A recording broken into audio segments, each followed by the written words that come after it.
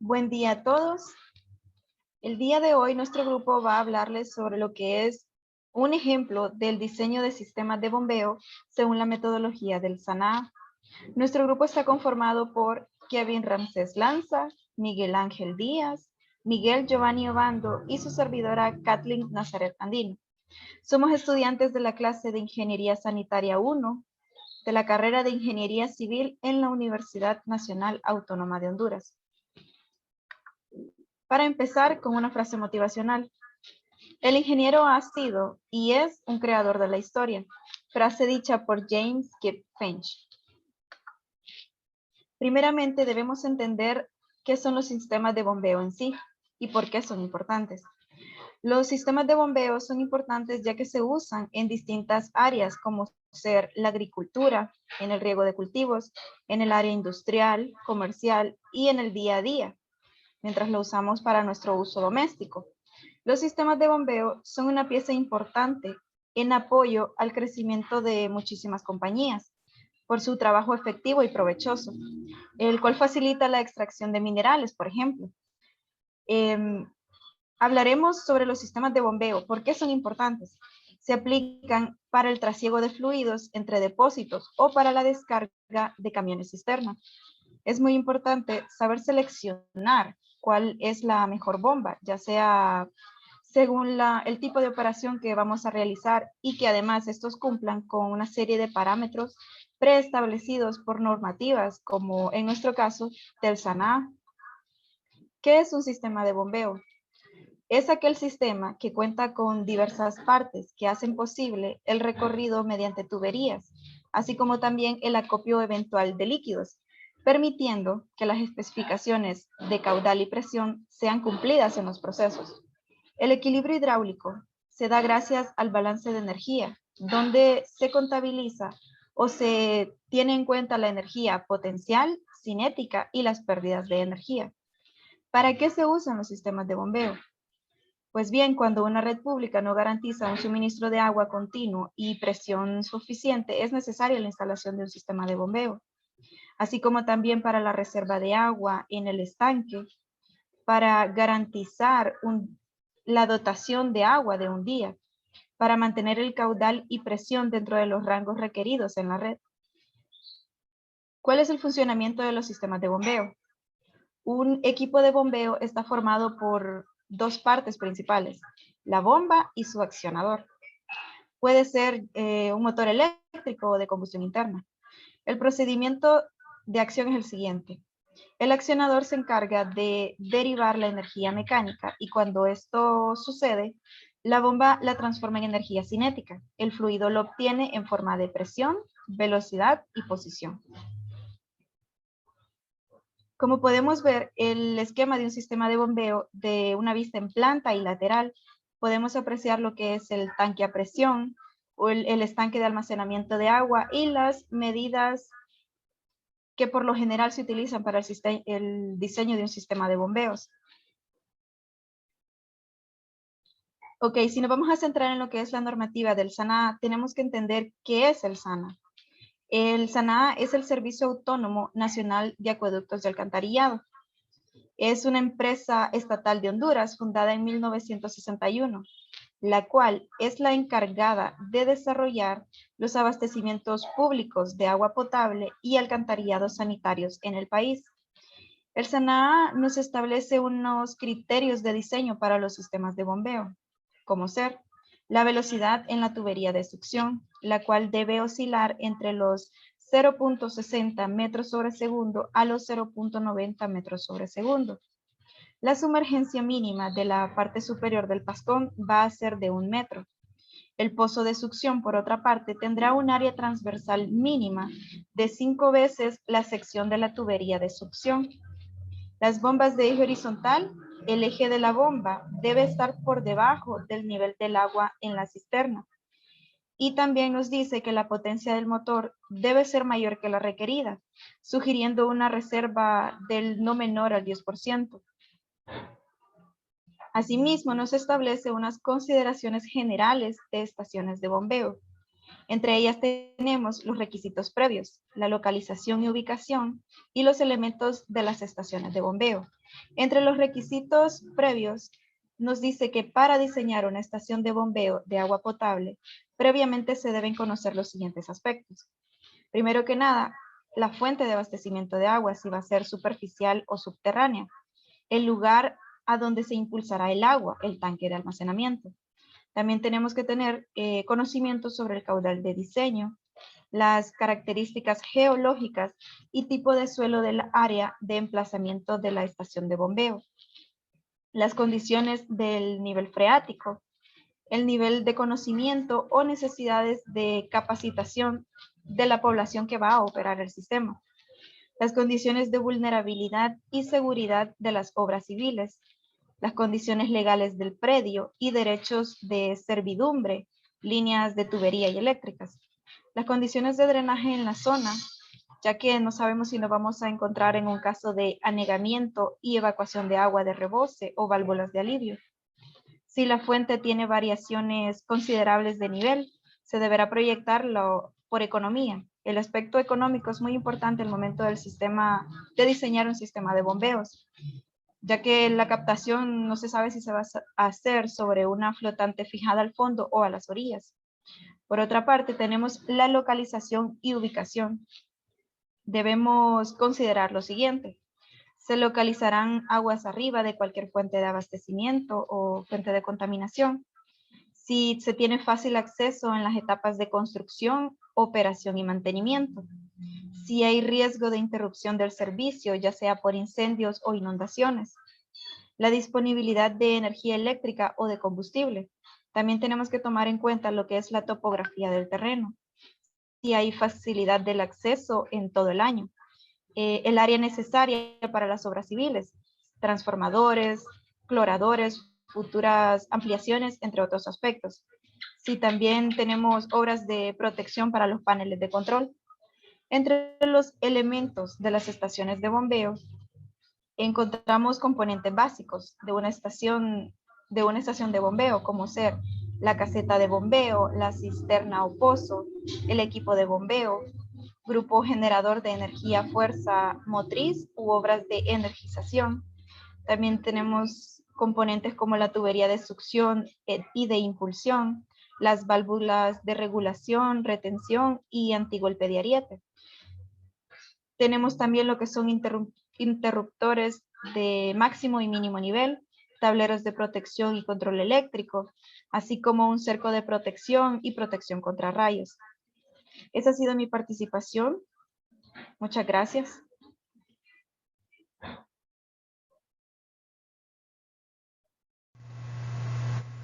Yo soy Miguel Obando y les hablaré sobre las bombas. La bomba hidráulica es la máquina más remota de la que puede ser testigo la historia de la humanidad. Sus primeras versiones fueron las ruedas persas, las ruedas de agua o norias y el tornillo de Arquímedes, las que sustituyeron la energía natural por el esfuerzo muscular. La bomba es una máquina hidráulica donde se produce un cambio de momento angular de un impulsor rotativo por la acción de un motor que induce energía mecánica para que se transforme en energía hidráulica. Según el tipo de aplicación se usará uno u otro tipo de bomba. Actualmente las bombas son los aparatos más utilizados después del motor eléctrico y existe una gran variedad de bombas para traslado de líquidos y gases y para presurizar o crear vacío en aplicaciones industriales. Genéricamente las bombas pueden dividirse en dos tipos, de desplazamiento no positivo o dinámicas y de desplazamiento positivo. Las primeras se emplean para traslado de fluidos y las segundas para la transmisión de energía. El proceso de transformación de energía se efectúa en dos etapas, que son la aspiración y la descarga. La aspiración, al comunicarse la energía mecánica a la bomba, esta comienza a girar y con esto se genera una disminución de la presión en la entrada de la bomba. Como el depósito de fluido se encuentra sometido a presión atmosférica, entonces se encuentra una diferencia de presiones, lo que provoca la succión y con ello el impulso hidráulico hacia la entrada. En la descarga, al entrar fluido en la bomba, lo toma y lo traslada hasta la salida y de esta forma asegura por la forma constructiva de rotación que el fluido no retroceda. Dado esto, el fluido no encontrará más alternativa que ingresar al sistema, que es donde se encuentra el espacio disponible, consiguiendo así la descarga. En esta imagen podemos observar la clasificación de las bombas y tenemos que según su principio de funcionamiento pueden ser bombas de desplazamiento positivo y bombas dinámicas. Las bombas de desplazamiento positivo se dividen en reciprocantes y rotatorias. Las bombas reciprocantes pueden ser de pistón o de diafragma. Las rotatorias pueden ser de rotor simple con aspas, pistón, elemento flexible o tornillo. Y las de rotor múltiple pueden ser con engranajes, lóbulos, balancinos o tornillos. Tenemos que las bombas dinámicas pueden ser periféricas, especiales o centrífugas. Las centrífugas pueden ser de flujo radial con impulsor abierto, semiabierto o cerrado, de flujo axial con impulsor abierto o cerrado y de flujo mixto. Las periféricas pueden ser de unipaso o multipaso y entre las bombas especiales la más utilizada es la bomba electromagnética. En las bombas de desplazamiento positivo se agrega energía periódicamente mediante la aplicación de fuerza a uno o más límites móviles de un número deseado de volúmenes que contienen un fluido, lo que resulta en un incremento directo en presión hasta el valor requerido para desplazar el fluido a través de válvulas o aberturas en la línea de descarga. En palabras más simples, las bombas de este tipo son bombas de desplazamiento que crean la succión y la descarga, desplazando agua con un elemento móvil. El espacio que ocupa el agua se llena y vacía alternativamente, forzando y extrayendo el líquido mediante un movimiento mecánico. El término positivo significa que la presión desarrollada está limitada solamente por la resistencia estructural de las distintas partes de la bomba y la descarga no es afectada por la carga-presión, sino que está determinada por la velocidad de la bomba y la medida del volumen desplazado. Las bombas de desplazamiento positivo funcionan con bajas capacidades y altas presiones en relación con su tamaño y costo. Este tipo de bomba resulta ser más útil para presiones extremadamente altas, para operación manual, para descargas relativamente bajas, para operación a baja velocidad, para succiones variables y para pozos profundos cuando la capacidad de bombeo requerida es muy poca. Las bombas de desplazamiento positivo son seguras, entregan un volumen medido de líquido y manipulan con gran facilidad fluidos densos, calientes y vaporizantes. Dependiendo de la naturaleza del movimiento, se dividen esencialmente en los tipos reciprocantes y rotatorias. Las bombas reciprocantes son un tipo de bombas de desplazamiento positivo que por la acción de un mecanismo de pistón o émbolo descargan una cantidad definida de líquido durante el movimiento de pistón o émbolo a través de la distancia de carrera. Estas bombas son relativamente de baja velocidad de rotación, de tal manera que cuando tienen que ser movidas por motores eléctricos deben ser intercaladas transmisiones de engranajes, poleas o variadores para que reduzcan la velocidad entre el motor y la bomba. Un tipo particular de estas bombas son las bombas neumáticas, que accionan membranas al lado izquierdo y derecho de un cuerpo central por la acción de aire comprimido. Entre las ventajas de las bombas reciprocantes tenemos que son autocebantes, poseen una alta presión disponible, un flujo constante para cargas a presión variable y se adaptan a ser removidas manualmente o por motor. Entre las desventajas tenemos que poseen una baja descarga, una baja eficiencia comparada con una bomba centrífuga, poseen muchas partes móviles, requieren mantenimiento a intervalos frecuentes, una succión limitada, un costo relativamente alto para la cantidad de agua suministrada, requieren un torque considerable para llevarlas a su velocidad y un flujo pulsante en la descarga. Entre las bombas reciprocantes tenemos las bombas de pistón y las bombas dosificadoras de diafragma. Las bombas de pistón, comúnmente llamadas de émbolo o de presión, en ellas una manivela o cigüeñal gira con una velocidad uniforme accionada por el motor, el émbolo o pistón que se mueve hacia adelante y hacia atrás en el cuerpo del cilindro. En el golpe hacia afuera, un vacío parcial detrás del émbolo permite la presión atmosférica que obra sobre la superficie del agua en el pozo y hace subir esta dentro del tubo de acción, la cual, pasando por la válvula de succión, llena el cilindro. En el golpe hacia adentro hace que la válvula de succión se cierre y el agua es presionada a salir hacia el tubo de descarga. Y en las bombas de diafragma, estas son un tipo de bombas de desplazamiento positivo. generalmente alternativo, que utilizan paredes elásticas, membranas o diafragmas, en combinación con válvulas de retención para introducir y sacar fluido de una cámara de bombeo.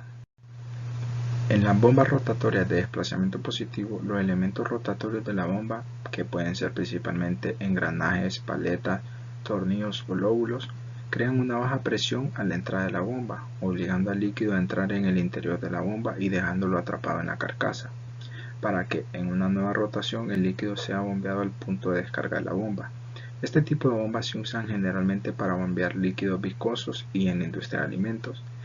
Entre las principales características de estas bombas tenemos que son de acción positiva, poseen un desplazamiento rotativo, un flujo uniforme, su construcción es compacta, poseen una descarga relativamente baja, las velocidades de operación son de moderadas a altas, poseen pocas partes móviles y requieren toda la potencia para llevarlas a su velocidad de operación.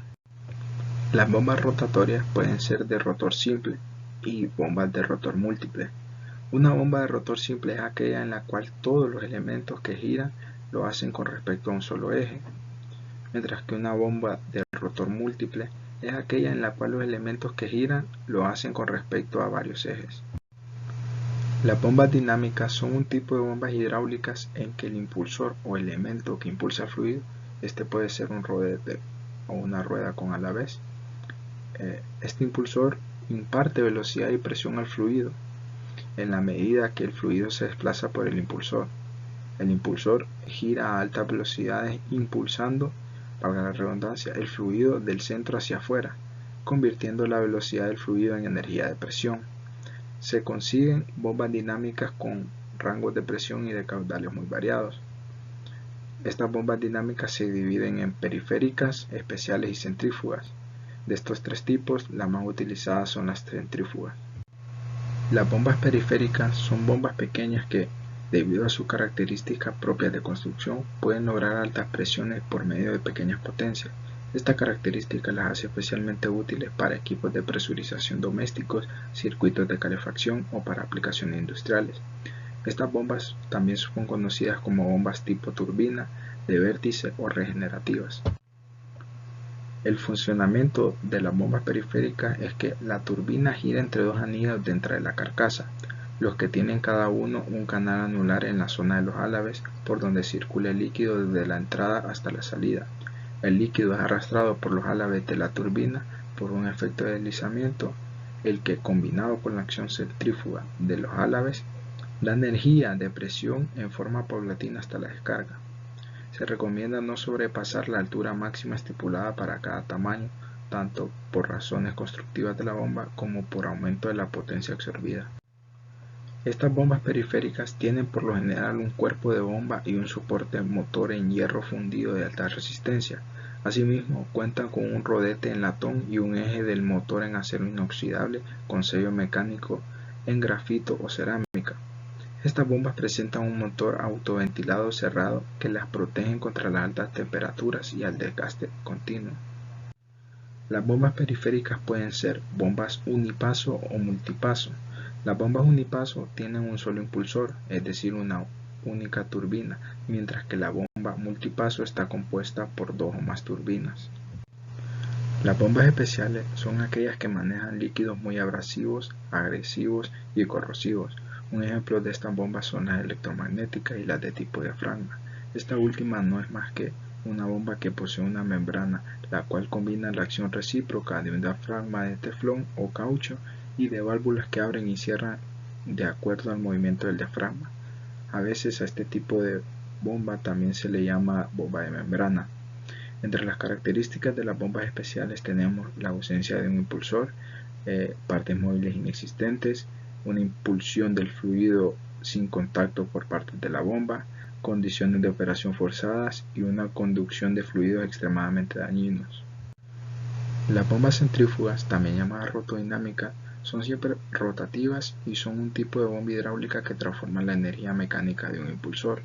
Una bomba centrífuga es una máquina que consiste de un conjunto de paletas rotatorias encerradas dentro de una caja, cubierta o coraza. Se denominan bombas centrífugas porque la cota de presión que crean es ampliamente atribuible a la acción centrífuga. Las paletas imparten energía al fluido por la fuerza de esta misma acción. Una bomba centrífuga es aquella máquina que incrementa la energía de velocidad del fluido mediante un elemento rotante, aprovechando la acción de la fuerza centrífuga y transformándola a energía potencial como consecuencia del cambio de sección transversal por donde circula el fluido en la parte estática, la cual tiene forma de voluta y o difusor. Estas bombas centrífugas constituyen no menos del 80% de la producción mundial de bombas, porque es la más adecuada para manejar más cantidad de líquido que la bomba de desplazamiento positivo. Entre las bombas centrífugas encontramos los siguientes tipos: radiales, axiales y diagonales, de impulsor abierto, semiabierto y cerrado, y horizontales y verticales. Según la dirección del flujo del impulsor, las bombas centrífugas pueden ser radiales, diagonales o de flujo mixto y axiales. Las bombas radiales son las más conocidas y a veces las únicas existentes en el mercado. Se caracterizan por hacer uso de la fuerza centrífuga para impulsar el agua. Esta es la razón por la cual el agua sale de la bomba en forma perpendicular al eje del rodete. En este tipo de bombas se proporciona un flujo de agua uniforme y son apropiadas para elevar caudales pequeños a grandes alturas. En las bombas axiales, el agua sale en forma paralela al eje de rotación del impulsor, y estas son especialmente indicadas para elevar grandes caudales a bajas alturas. Y por último, en las bombas de flujo mixto o diagonales, se aprovechan las ventajas de las bombas axiales, como ser la sencillez y el poco peso, y se modifica la forma de los álabes dándole una forma tal que le impartan al agua una cierta fuerza centrífuga. Según el tipo de impulsor, las bombas centrífugas pueden ser de impulsor abierto, semiabierto o de impulsor cerrado. Según la posición del eje, las bombas centrífugas pueden ser horizontales o verticales. Las bombas centrífugas con el eje de giro horizontal tienen el motor a la misma altura. Este tipo de bomba se utiliza para el funcionamiento en seco, y el líquido llega siempre a la bomba por medio de una tubería de aspiración. Las bombas centrífugas con el eje de giro en posición vertical tienen el motor a un nivel superior al de la bomba y trabajan siempre rodeadas por el líquido a bombear. Entre otros tipos de clasificación de las bombas centrífugas tenemos que se pueden clasificar según la presión generada, según el número de conductos de succión y según el número de rodetes. Según la presión generada pueden clasificarse como bombas de baja, media o alta presión. Según el número de conductos de succión pueden clasificarse como bombas de succión simple o bombas de doble succión, y según el número de rodetes pueden clasificarse de un rodete o de una etapa y de varios impulsores o de varias etapas. En las bombas centrífugas encontramos características como que la bomba centrífuga convierte energía de una fuente de movimiento primero en velocidad y luego en energía de presión. La bomba centrífuga posee un elemento giratorio que está formado por un eje y uno o varios rodetes. Posee un elemento estacionario o carcasa y elemento de cierre. La bomba centrífuga aumenta la energía del fluido por la acción de la fuerza centrífuga. Estas bombas se adaptan a trabajos a velocidades altas. El líquido sale perpendicular al eje de rotación del álabe o rodete. En bombas de alta presión pueden emplearse varios rotores en serie. En las bombas de baja presión el difusor es un canal en espiral. En el caso de flujos bajos y altas presiones, la acción del rotor es en gran medida radial. En flujos más elevados y presiones de salida menores, la dirección del flujo en el interior de la bomba es más paralela al eje del motor, y las bombas centrífugas, al contrario de las de desplazamiento positivo, no son autoaspirantes y requieren de cebado previo al funcionamiento. En estas dos imágenes que se presentan podemos observar los elementos constitutivos de una bomba centrífuga, como ser el rodete, la corona directriz, la caja espiral y el tubo difusor.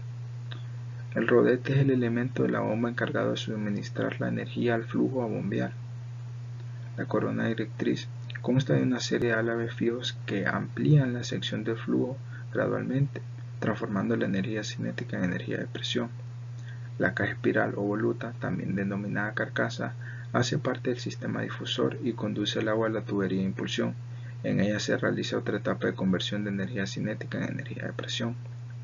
Y por último tenemos el tubo difusor, que está formado por unos álabes fijos divergentes que, al incrementarse la sección de la carcasa, la velocidad del agua irá disminuyendo, lo que contribuye a transformar la energía cinética en energía de presión, mejorando el rendimiento de la bomba.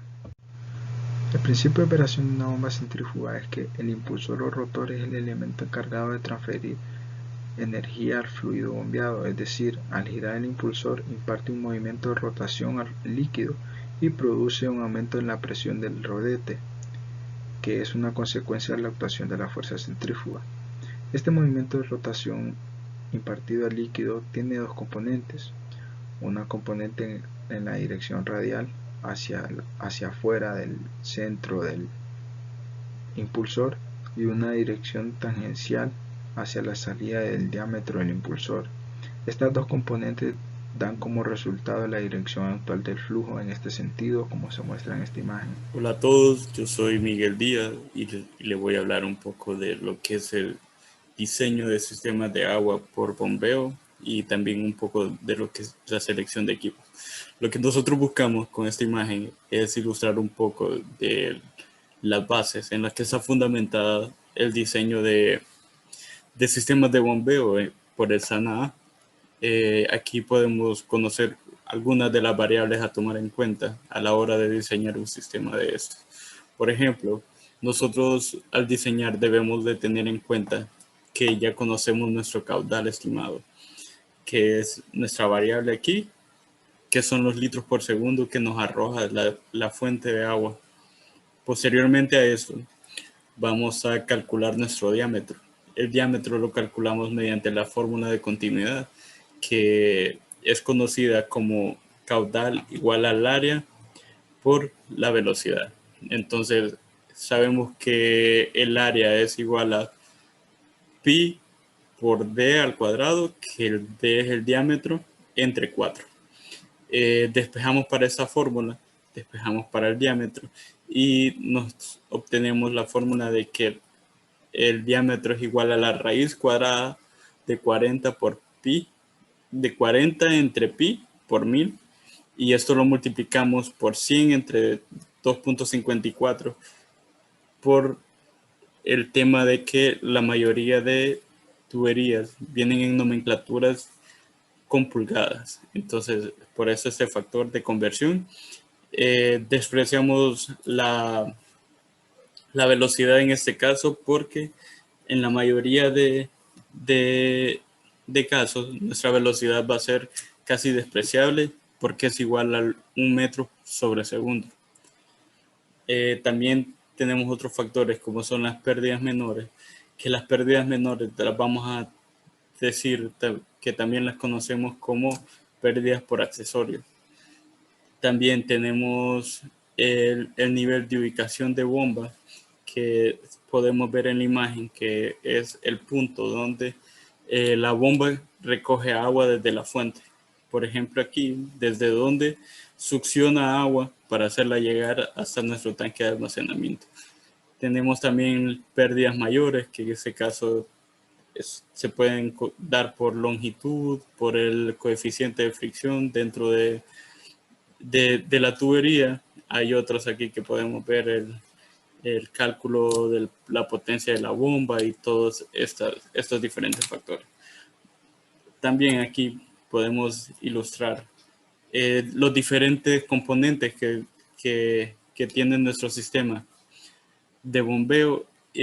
Aquí podemos observar el panel de control, la válvula de retención, la bomba que está aquí sumergida, aquí donde dice el nivel de bomba. También tenemos una válvula con puerta y un manómetro. Ya con todo este sistema, la bomba y todo lo que es la tubería, hacemos llegar el agua hasta nuestro tanque de almacenamiento, que está en un punto más alto para su posterior distribución. Estos valores que ustedes pueden observar aquí son los que posteriormente serán utilizados para el desarrollo de un ejemplo.